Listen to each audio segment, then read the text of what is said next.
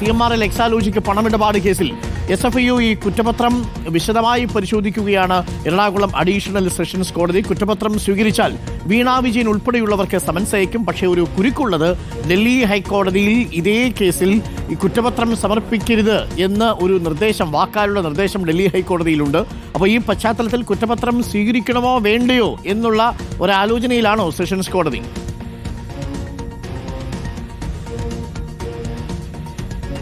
അരുൺകുമാർ, അതിൽ എന്തായാലും വ്യക്തത വരേണ്ടതുണ്ട്. കഴിഞ്ഞ ദിവസമാണ് SFIO എറണാകുളം ജില്ലാ കോടതിയിൽ ഇത് സംബന്ധിച്ച് കുറ്റപത്രം സമർപ്പിച്ചിരുന്നത്. ആ കുറ്റപത്രം സമർപ്പിച്ചതിന് പിന്നാലെ തന്നെ അതിൻ്റെ ഈ വിചാരണ കോടതിയായ എറണാകുളം അഡീഷണൽ സെഷൻസ് കോടതി 8 കൈമാറുകയാണ് ചെയ്തിരുന്നത്. ഇപ്പോൾ എറണാകുളം അഡീഷണൽ സെഷൻസ് കോടതി 8 അത് വിശദമായി തന്നെ പരിശോധിക്കുകയാണ്. ആ പരിശോധനകൾ പൂർത്തിയാക്കിയ ശേഷമായിരിക്കും സ്വാഭാവികമായിട്ടും ഈ സ്വീകരിക്കണമോ വേണ്ടയോ എന്നുള്ള കാര്യത്തിൽ തീരുമാനമെടുക്കുക.